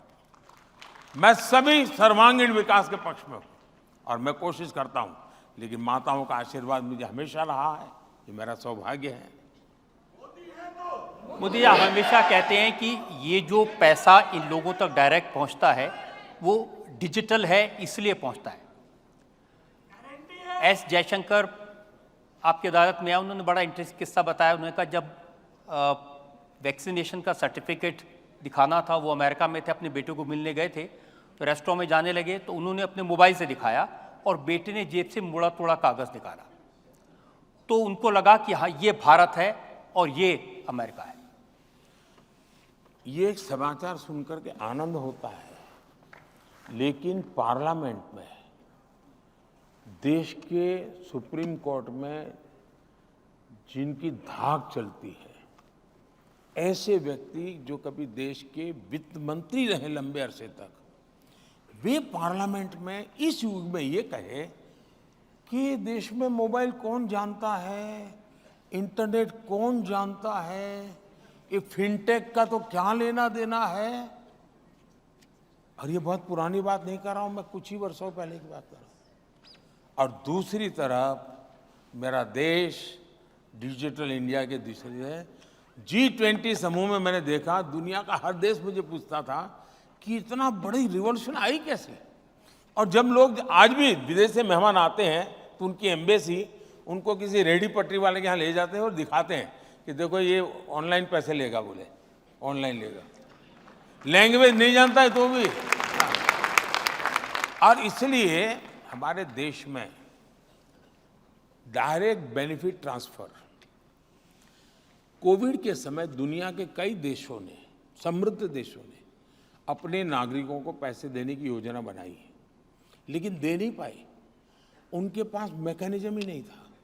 आज मैं जब किसान सम्मान निधि देता हूं ना, 2000 रुपये साल में 3 बार, मुझे 30 सेकंड लगता है 11 करोड़ के खाते में पैसा जमा हो, 30 सेकंड। हमने, मेरे लिए टेक्नोलॉजी, जैसे मैं भ्रष्टाचार के खिलाफ लड़ाई लड़ता हूं, तो एक तो ये जो एजेंसियां वो अपना काम करती है, लेकिन मैं भी टेक्नोलॉजी के माध्यम से ट्रांसपेरेंसी लाने का काम करता हूं। डायरेक्ट बेनिफिट ट्रांसफर हमने करीब करीब 38 lakh crore direct benefit transfer किया है 10 साल में। राजीव गांधी कहते थे कि 1 रुपया दिल्ली से निकलता है तो 15 पैसा पहुंचता है। अब वो कौन सा पंजा ये 85 पैसे मार लेता था, क्योंकि उस समय तो पंचायत से लेकर पार्लियामेंट तक उन्हीं की सरकार थी। अब पंजे के हाथ में झाड़ू भी है। तो पहले पंजा 85 पैसे मारता था, 95 पैसे मारेगा, क्योंकि अब सफाई की सुविधा बढ़ गई उनकी। अब इसलिए आप देखिए, उस हिसाब से मैं देखूं तो 38 लाख करोड़ रुपीस अगर उस जमाने की पद्धति से चलता तो करीब करीब 28 लाख करोड़ रुपया किसी पंजे ने मार लिया होता। अब ये पैसा सीधा जाता है, उसके खाते में जाता है, तब जाकर के आवाज निकलती है। ये जो दिल की आवाज है ना, उसके कान निकलती है, और उसको लगता है कि दिल्ली में उसका बेटा बैठा, उसका असर है। देखिए, सरकारें तो पहले भी रही, ब्यूरोक्रेसी भी यही थी, सिस्टम भी यही थे, तो आपने ऐसा क्या बदल दिया कि अब ये सीधा पैसा जाता है, ये बूढ़ी माताएं इस तरह की बात कहती हैं? एक तो सबसे बड़ी बात यह है कि हमारे देश में अब तक जो प्रधानमंत्री बने हैं वो ज़्यादातर केंद्र की ही राजनीति का हिस्सा रहे हैं। बहुत कम प्रधानमंत्री हैं जो राज्य में काम करके आए हैं, और जो आए हैं वो भी बहुत कम समय के लिए उनको अवसर मिला है। मैं देश का पहला ऐसा प्रधानमंत्री बना जिसको लंबे अरसे तक, लॉन्गेस्ट टेन्योर है मेरे स्टेट का, और एक अच्छे राज्य का लंबे अरसे तक मुख्यमंत्री रह करके आया, और वो भी एक ऐसा मुख्यमंत्री जो काम करने वाला मुख्यमंत्री, यानी फाइलें खाली देखने वाला नहीं, बदलाव की विजन के साथ काम करने वाला। तो मेरे पास वो अनुभव है। तो एक तो उस अनुभव, और जैसे मैंने एक छोटा सा काम किया, शायद मैं पहली बार मीडिया के सामने बात बताता हूँ। मैं जब थोड़ा लंबा समय जाएगा तो जी बिल्कुल, आपके दर्शक बाद में तंग आ जाएंगे। नहीं, ये तो देखिए, आप बताइए, तंग आ जाएंगे। मैं दो अनुभव सुनाना चाहता हूँ, इससे आपको पता चले कि काम कैसे होता है और कैसे करना चाहिए। मैं अचानक मुझे मुख्यमंत्री बनना पड़ा था 7 अक्टूबर को 2001 को। मैं कभी एमएलए नहीं बना, मैंने कभी पुलिस थाना नहीं देखा था, मुझे कुछ ये सरकार वर्कार कुछ समझ ही नहीं थी। It's a fact of my life. अचानक मुख्यमंत्री बना तो भूकंप था वहाँ, तो भूकंप के कुछ महीनों के बाद मुझे काम मिला। तो मैं शपथ लेने के तुरंत बाद भूकंपग्रस्त इलाके में चला गया, क्योंकि उस शताब्दी का दुनिया का एक बड़ा भूकंप माना जाता है। तो मैं देखा कि लोग को 7-8 महीने हो चुके थे भूकंप को, शिकायतें कर रहे थे, स्थितियां भी मुझे कोई नज़र नहीं आई बदलती। तो मैं देखा कि भी मैं वापस आया, मैंने मेरे अफसरों की मीटिंग ली। फिर मैंने उनको पूछा कि भाई कैसे हैं, क्या है, आगे कैसे करेंगे भूकंप का। तो उन्होंने मुझे बताया सारा कि भाई मार्च महीने तक ये होगा, मार्च महीने तक ये होगा, मार्च महीने तक ये होगा। मैंने कहा तुम्हारे दिमाग में है ये जो फाइनेंशियल ईयर घुस गया है, देश उससे नहीं चलता है। मुझे पहली लड़ाई मेरी वही हुई। मैंने कहा तुम दिमाग में से फाइनेंशियल ईयर निकाल दीजिए, मार्च महीना निकाल दीजिए। 26 जनवरी जब एक साल होगा, दुनिया भर का मीडिया कुछ कच्छ-बुझ में आएगा, उस दिन वो ये देखेगा, तब उसको ये तुम बॉल लेके मत खड़े रहना कि मार्च तक का हमारा योजना है। मुझे बताओ तुम दिसंबर एंड तक क्या करोगे, सारा प्रोग्राम प्रीपोन करो। तो अफसरों को लगा यार ये आदमी को कुछ समझ है। फिर मैंने कहा कोई शायद 43 ब्लॉक्स ऐसे थे जो भूकंपग्रस्त थे। तो मैंने अफसरों को कहा सभी सचिव एक एक ब्लॉक में जाएगा, फ्राइडे सैटरडे संडे वो वहीं रहेगा भूकंपग्रस्त इलाके में। मंडे को शाम को मैं मीटिंग लूंगा रिव्यू की। और जो ब्लॉक में आप जाएंगे, आप ये मान के चलिए कि आप उस ब्लॉक के चीफ मिनिस्टर हैं, आप ही चीफ मिनिस्टर हैं, करके आओ। मैंने कहा अब ये गए, वापिस आए, मैंने मीटिंग ली। बोले साहब ये तो हो ही नहीं सकता। मैंने कहा क्यों? ये बोले हमारा नियम ऐसा है। मैंने कहा नियम किसने बनाया? बोले हमने बनाया। क्यों? एयर कंडीशन का करके बनाया था। जमीन पे जाकर के आया, उनको पता चला सरकार के बने हुए नियम ही जनता के खिलाफ थे। मैंने कहा ना आप ब्लॉक के सीएम हैं, मुझे बता के आप कैसा सीएम मेरा काम करता है बताओ। उन्होंने फिर सारे नियम बदले, रेगुलेशंस बदले, और उनको लगा कि प्रैक्टिकल होना पड़ेगा। और सचमुच में दिसंबर एंड तक इतना बढ़िया काम हो गया। और मैंने जनवरी में आकर के दिल्ली में प्रेस कॉन्फ्रेंस की थी। मैंने दिल्ली में दुनिया के सभी एम्बेसीज को बुलाया था, क्योंकि सभी देशों ने मदद की थी गुजरात को। और मैंने देखा कि 22 जनवरी से दुनिया भर का मीडिया वहां पहुंचा हुआ था। और आप मीडिया देख लेना, सिवाय तारीफ कुछ नहीं है उसमें, सिवाय तारीफ कुछ नहीं है। तो गवर्नेंस को कैसे, वही ब्यूरोक्रेसी, वही नियम, वही चल। फिर मैंने यहाँ आया तो क्या काम किया वो दूसरा बताता हूँ। मैंने सारे सचिवों की मीटिंग की। ये सब बड़े बड़े लोग हैं, मेरे जैसे तो सैकड़ों नेताओं को देख चुके हैं। कई लोग तो ऐसे जो 2-2, 4-4 प्रधानमंत्री देख चुके हैं। तो उनके लिए तो ये सब चना ममरा होता है, ये हकीकत है। तो मैंने मीटिंग की। मैंने कहा भाई ये काम करना है। आप लोग जब मसूरी से निकले होंगे, पहली पोस्टिंग जो आपकी हुई होगी आईएएस का, घर में बड़ी आईएएस बन गया वगैरह, मगर पहली जहां नौकरी की थी, जो छोटा सा एरिया रहा होगा जहां आपको भेजा गया होगा, मैंने कहा कि आप वहां वापस जाइए, उसी गांव में जाइए, हो सके तो पूरे परिवार को लेके जाइए। और उस समय कहाँ रहते थे, दफ्तर कैसा था, उस समय गांव कैसा था, ये सारा अपने परिवार को दिखाइए, खर्चा सरकार करेगी। और आकर के मुझे बताइए कि आप वहां से यहां पहुंच गए, जिस गांव को आप छोड़ के आए था वो कहां? मुझे कोई क्लास नहीं लेना पड़ा, सबने आकर के कहा कि साहब हमारी आंखें खुल गई। हम 30 साल पहले जहां गए थे वहां तो वैसा का वैसा हालत है, हमारी जिंदगी तो बदल गई, हमारे बच्चे तो दुनिया में पहुंच गए, वो वही है। मैंने कहा किसने बनाई नीतियां? तो मैं उनको रियलाइज करवाता हूं, मैं उनको मोटिवेट करता हूं। इसलिए सरकार वही, दफ्तर वही, फाइल वही, कानून वही, नियम वही, लेकिन अगर थोड़ा तरीका बदल दें तो स्थितियां बदली जा सकती है, और वो मैं बदल रहा हूं।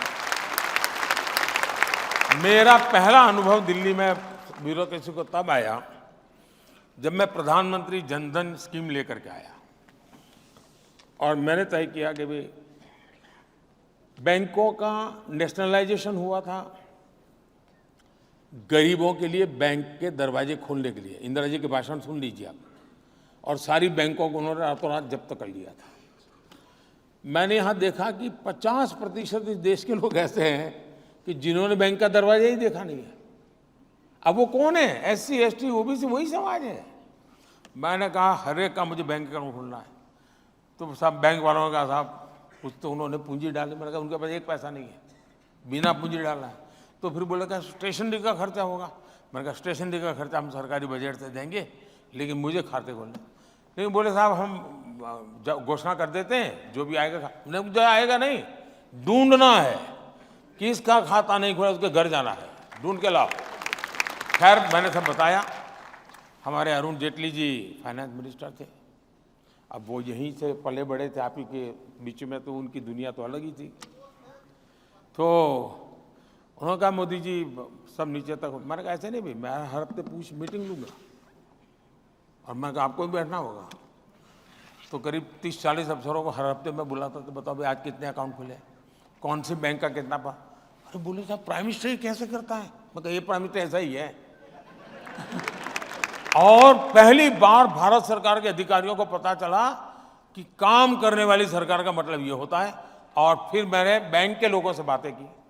मैं एक एक ब्रांच को फोन करता था जी कि भाई बताओ तुम्हारे यहाँ काम क्यों ढीला है। कोई अच्छा करता तो उसको फोन करता, यार तुमने बड़ी मेहनत की, तुम्हारे इलाके के तो सारे बैंक अकाउंट खुल गए, कैसे किया। तो मैं करीब 3 महीने उसमें लगा रहा। और आज मुझे गर्व है कि मेरे देश के हर गरीब का बैंक में अकाउंट है जी। और उसके कारण ये डायरेक्ट बेनिफिट ट्रांसफर हुआ है जी। अगर वो न होता, अच्छा जब मैं पहले खाते खुलवाता था लोगों को लगता था यार मोदी जी के दिमाग में किसी ने भर दिया है। उनको मालूम नहीं है कि मोदी की डिजाइन बहुत लंबी होती है। उस समय सिर्फ खाते खोलता था, मैं आज उसकी जिंदगी बदल रहा हूं उसके माध्यम से। और आज लाखों करोड़ रुपया बैंकों के उनके नाम पे जमा है जी। जो कभी बेचारे घर में अनाज के अंदर छुपा करके रखते थे पैसे, और कभी पति की आदत, ये दिल्ली जैसी सरकार हो, किसी को शराब पिलाने की आदत डाल दी हो, तो वहां से वो पैसे भी मार लेता था। तो मैंने कईयों की जिंदगी बचाई है जी। उन्होंने तो अच्छा किया था, एक के साथ एक बोतल फ्री। इसका कारण है कि उनको हर बोतल पे पैसा कमीशन मिलता है।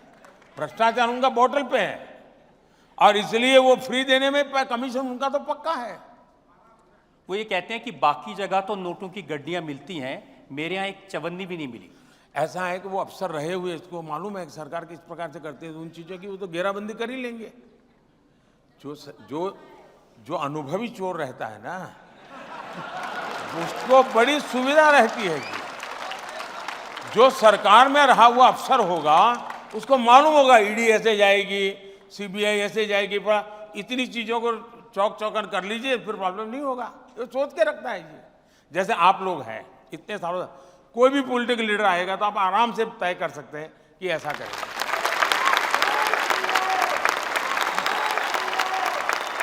जनता में से 2-3 सवाल हमारे पास में है। सुधीर सेठ का एक सवाल है। सुधीर सेठ, मेरा सवाल है, जो आपके परिवार के सदस्य एनआरआई बाहर रह रहे हैं, उनका बार बार हमें पूछना होता है कि इतनी ज़्यादा इन्फ्लेशन को कैसे कंट्रोल किया इंडिया ने पोस्ट कोविड और इतनी वॉर्स के बाद भी। वो कह रहे हैं कि जो दूसरे मुल्क हैं, वहाँ जो लोग रहते हैं, वो इनको कहते हैं कि भाई हमारे यहाँ तो इतनी महंगाई है, यूरोप में, अमेरिका में, ये मोदी जी ने कैसे कंट्रोल करके रखा है। ऐसा है कि मैं जब कोविड के समय, मैं बहुत लोगों को मिलता था, कोविड के समय वीडियो कॉन्फ्रेंस से बात करता था, तो दुनिया भर के मैं नोबेल प्राइज विनर वगैरह ऐसे ऐसे लोगों से भी मैं पूछता था भाई स्थितियों में क्या लगता है आपको।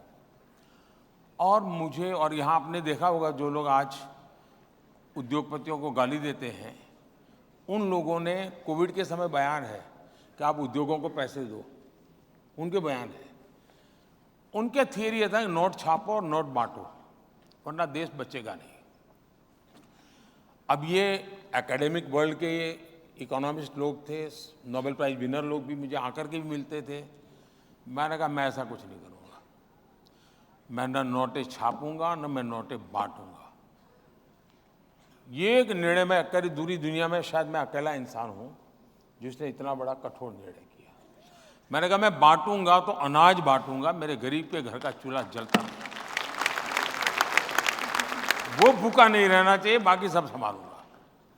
और फिर मैंने एमएसएमई को कहा कि बैंक से आपको क्रेडिट देने की मैं व्यवस्था करता हूं, आप बैंक से क्रेडिट लीजिए और अपनी ताकत बताइए, तो उनको मैं अवसर दूंगा।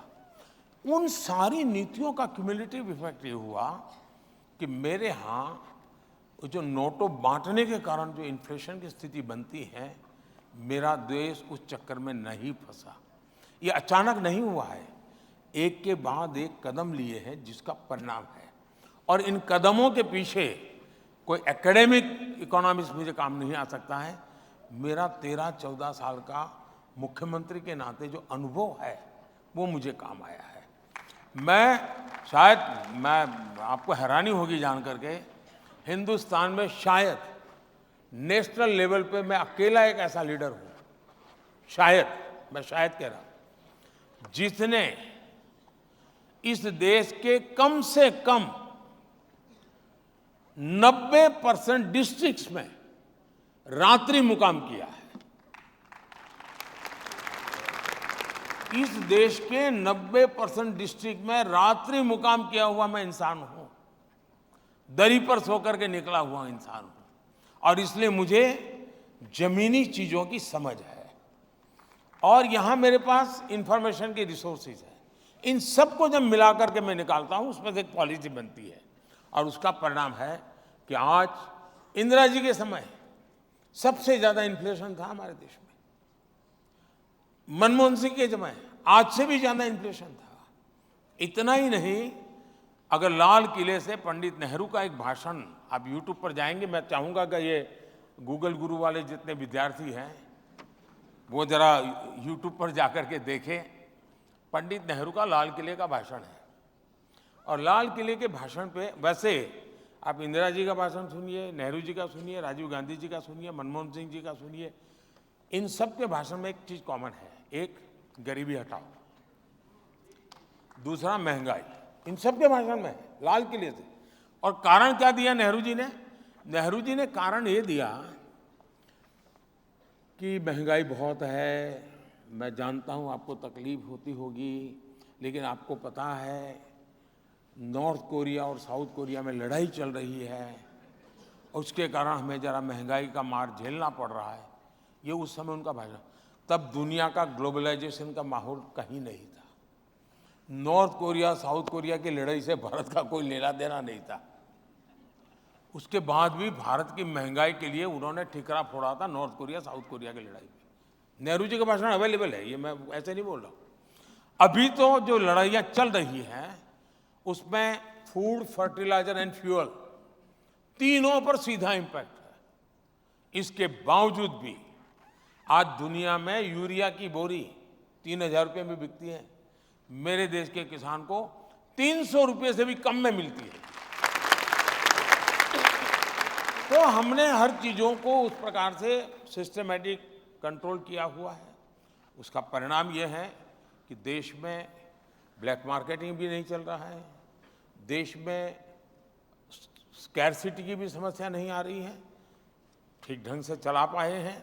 ये लोग इतनी गालियां दे रहे हैं, लेकिन चिपकती क्यों नहीं है? चिपकती इसलिए नहीं कि ये पुराने डायलॉग लेके घूम रहे हैं जी। अब आप पुराने डायलॉग से नई फिल्म बनाओगे तो नहीं चलेगी जी, बेकार में मेहनत कर रहे हैं। आज हम फाइनल राउंड में हैं, बस 2-3 मिनट में। एक सवाल राजेंद्र टिकिया का है। हिंदुस्तान की राजनीति जो अभी तक देखी है उसमें सोनिया गांधी जी जो कर रही हैं वो राहुल गांधी जी के लिए कर रहे हैं, लालू प्रसाद यादव जो कर रहे हैं वो तेजस्वी यादव के लिए कर रहे हैं, ऐसे ही शरद पवार, ममता बनर्जी, ये सब नेता अपने परिवार, अपने बच्चों के भविष्य के लिए कर रहे हैं। आप जितनी अथाह मेहनत, आपकी मेहनत के मुरीद तो आपके विरोधी भी हैं। हम सब ये आपसे जानना चाहते हैं कि आपके आगे पीछे तो कोई भी नहीं है, फिर आप इतनी मेहनत किसके लिए कर रहे हैं? देखिए, मुझे लगता है कि हर कोई राजनीति में, अभी जितने दलों के आपने नाम दिए, ये दल ऐसे हैं जिनमें 3 विशेषताएं कॉमन है ये इंडिया अलायंस में, और उनको जोड़ने का कारण भी है। ये सभी गौर सांप्रदायिक हैं, गौर जातिवादी हैं और गौर परिवारवादी हैं। अब ये हिंदुस्तान में हर किसी के मन में सवाल उठता है कुछ लोग अलग तरीके से बुद्धि इतनी एनर्जी लाती कहाँ से, ऐसे पूछते हैं। कुछ लोग कहते हैं इतनी मेहनत काहे कर रहे हो, क्यों मर रहे हो यार, 10 साल हो गए। मुझे एक नेता मिलने आए थे एक बार, बहुत बड़े लीडर, पहली टर्म में मेरे आखिरी 5वां साल था। बोले मोदी जी अब प्रधानमंत्री बन गए, इससे आगे क्या होता है दुनिया में, इतनी मेहनत क्यों करते हो, ऐसा मुझे कहा था। क्योंकि उनके एक ही प्रकार की सोच में से देश की राजनीति चली है। मैं समझता हूं कि सब लोग काम कर रहे हैं, मैं भी काम कर रहा हूं। वे भी अपनी आवश्यकता के अनुसार मेहनत करते हैं, मैं भी अपनी आवश्यकता के अनुसार मेहनत करता हूं। वे भी अपने परिवार के लिए करते हैं, मैं भी अपने परिवार के लिए करता हूं। उनके परिवार में 5-6 लोग हैं, तो उनको 5-6 लोगों के लिए मेहनत करनी होती है, तो उतने घंटे में चल जाता है। मेरे परिवार में 140 करोड़ है, तो मुझे ज्यादा मेहनत करनी पड़ती है। अगर मेरे परिवार में भी 5-6 होते तो मुझे भी कुछ नहीं करना, इधर से 2-4 इंटरव्यू दे देता, रजत शर्मा को जरा चाय पिला देता, मेरी गाड़ी चल जाती। लेकिन मैं 140 करोड़ मेरे परिवारजन के लिए जीता हूं, और इसलिए मेहनत भी करता हूं। उनकी जिंदगी, उनके सपने, और मैं कहता हूं आपके सपने, ये मेरा संकल्प है, और मेरा पल पल आपके लिए है, मेरा पल पल देश के लिए है। और इसलिए मैं कहता हूं कि 24/7 फॉर 2047।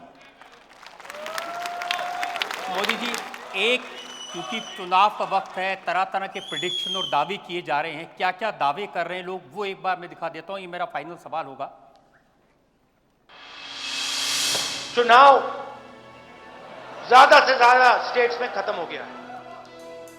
पिछले 4 फेजेस के परिणाम साफ है, और नरेंद्र मोदी जी चुनाव हार रहे हैं। आने वाला दिन में तो बोलना है कि मोदी बाबू का सरकार को एक्सपायरी डेट हो गया है। जो 74 की बातें करते थे, अब उन्हें सोचना पड़ेगा कि उनका खाता कहां खुलेगा। एक के अलावा मुझे नहीं लगता कोई खाता खोल पाएंगे। आम आदमी पार्टी के 7 सांसद भारी बहुमत से जीत रहे हैं। हमारे जितने भी सर्वे आ रहे हैं, बस इसमें एक ही प्रॉब्लम है, ये 2019 के वीडियोस हैं।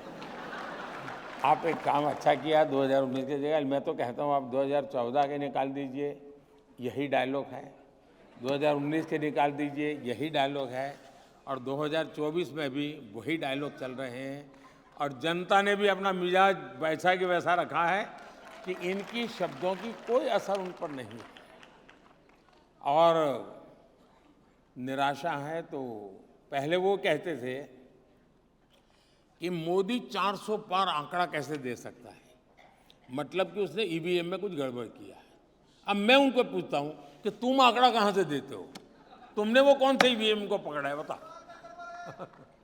अब देखिए, उनको आपने देखो, गंभीर से गंभीर पेशेंट आएगा ना, तो भी डॉक्टर कहेगा नहीं चिंता मत करो, ठीक हो जाओगे।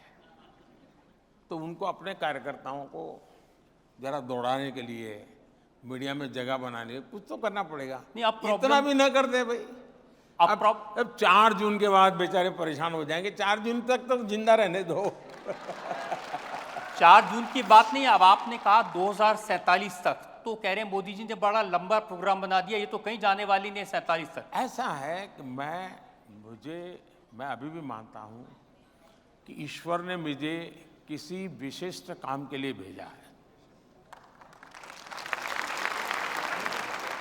परमात्मा ने मेरे लिए किसी पर्पज के लिए भेजा हुआ है, वरना मैं जिस जिंदगी से निकला हूं वहां आने का कोई लॉजिक ही नहीं बैठता जी, कोई रास्ता नहीं जो मुझे यहां ले आए। ईश्वर ने ही इस काम के लिए मुझे कहा है, मुझे भेजा है, और मेरा मार्गदर्शन भी परमात्मा स्वयं कर रहे हैं, मुझे रास्ता भी परमात्मा स्वयं दिखा रहे हैं। परिश्रम का, पुरुषार्थ का, पराक्रम का जो जज्बा है वो भी परमात्मा स्वयं की कृपा से मिलता रहता है, और उसी को लेकर मैं करता हूं। और मुझे पक्का लगता है कि विकसित भारत 2047 तक का टारगेट ये भी ईश्वर ने ही मुझसे करवाया है, और जब तक पूरा नहीं होगा वो मुझे वापस नहीं बुलाएगा। और आज दुनिया में कहीं और जगह नहीं है मेरे लिए, यही है। क्योंकि हिंदुस्तान को दुनिया के लिए भी कुछ करने के लिए देश का, आप अगर विवेकानंद जी को पढ़ा होगा, श्री अरविंद को पढ़ा होगा, भारत सिर्फ एक देश नहीं है, भारत एक पर्पज को लेकर के देश है जो विश्व कल्याण उसके ही हाथों से होना है।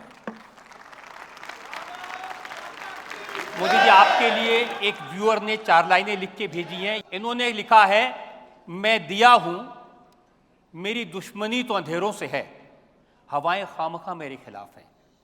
मैं दिया हूं, मेरी दुश्मनी अंधेरों से है, हवाएं खामखा मेरे खिलाफ हैं। हवाओं से कह दो आजमा के दिखाएं, बहुत दिए बुझाए हैं, एक दिया जला के दिखाएं।